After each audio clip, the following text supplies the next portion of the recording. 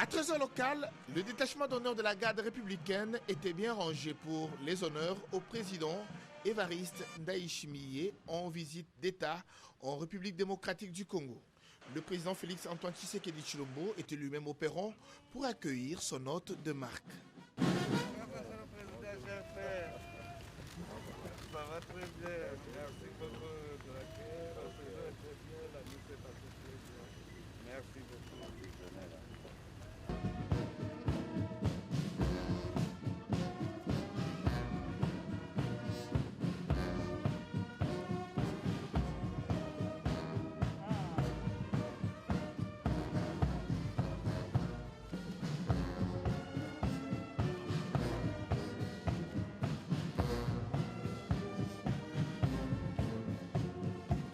La rencontre a débuté par un tête-à-tête entre les deux chefs d'État. Pendant plus de 2 heures, Félix Antoine Tshisekedi Tshilombo et Évariste Ndayishimiye ont passé en revue les relations diplomatiques entre leurs pays respectifs liés par la géographie, l'histoire, la culture et la langue. La rencontre s'est élargie avec la participation des membres du gouvernement et du cabinet présidentiel. Par la suite, les deux chefs d'État ont assisté à la signature des 4 mémorandums d'entente signés entre les ministres sectoriels des deux pays. Ayant procédé à l'évaluation de la coopération entre les deux pays et relevé le faible niveau de mise en œuvre des accords existants, les deux chefs d'État ont recadré les stratégies de redynamisation des travail sous-tendues par des actions concrètes.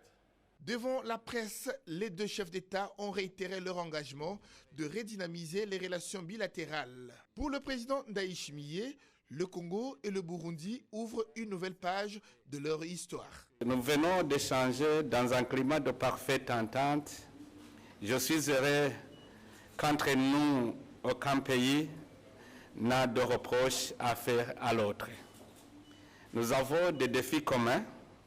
Nous avons dialogué, non pas dans le sens de pourparler, mais avons exploré les voies et moyens de conjuguer nos efforts en vue d'affronter les défis communs pour atteindre un bien-être réel de nos peuples respectifs.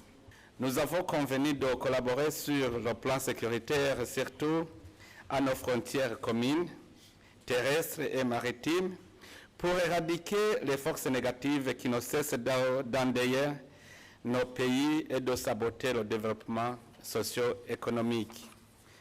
Au-delà de la sécurité, nos deux pays collaboreront dans le développement d'infrastructures qui amélioreront la qualité de nos populations en les propulsant vers le chemin du développement. De son côté, le président Félix Antoine Tshisekedi Tshilombo a félicité l'ouverture d'esprit de son homologue burundais. L'entretien a tourné autour, comme l'a dit mon frère le président Ndayishimiye, du rapprochement, de la fraternité, de la solidarité entre nos deux pays et nos deux peuples. Comme vous le savez, nous sommes dans cette région-là en proie à des scènes de violence dues aux nombreux groupes armés qui pullulent dans cette région et qui commettent énormément d'abus, mettant à mal la paix et la sécurité de nos populations. Et il était donc question de mettre en commun nos forces, nos énergies, mais également nos intelligences pour arriver à éradiquer cela et à ramener une paix définitive qui amènerait à son tour la stabilité dans la région.